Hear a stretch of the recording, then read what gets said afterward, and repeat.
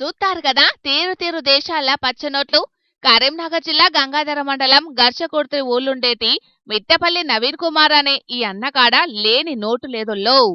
ఇప్పుడు వాడకంలో ఉన్న నోట్లే కాదొల్లో, ఒకప్పుడు రాజుల కాలం నాటి పైసల బిల్లలు, తెల్లోళ్ల పాలనలా చలామణైన పైసల బిల్లలు కూడా సేకరించిండన్న.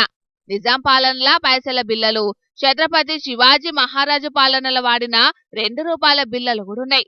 ఇక దేశ దేశాల నోట్ల ముచ్చట కొతే America, London, Dubai, Singapore, Japan ఇట్లా చెప్పుకుంటా పోతే అన్ని దేశాల నోట్లున్నాయి అన్నకాడ. ఓ పారి ఇనుండ్రి అన్నేమంటాండో.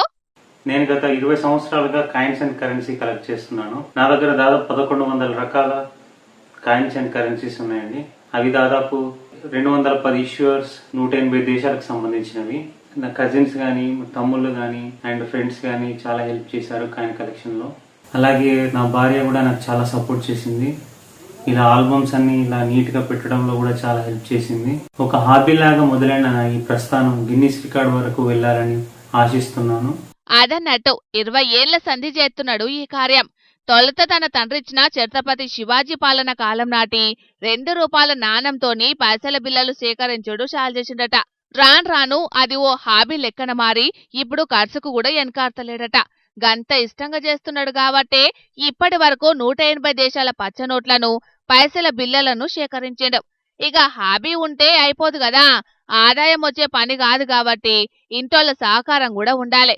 పైగా ఈ తీరంగా నోట్లు సేకరించాలంటే రూపాయలు ఖర్చు పెట్టక తప్పదు. కానీ ఈ అన్నకు ఇంటోళ్ళ సపోర్టు గట్టిగానే ఉన్నది.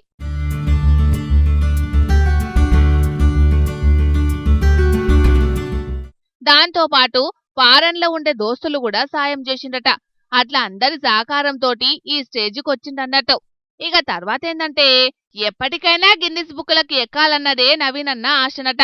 మరి రేపు మా పట్ల అది కూడా నెరవేరాలనని మన జోర్దార్ వార్తల తరపున కూడా కోరుకుంటున్నాం.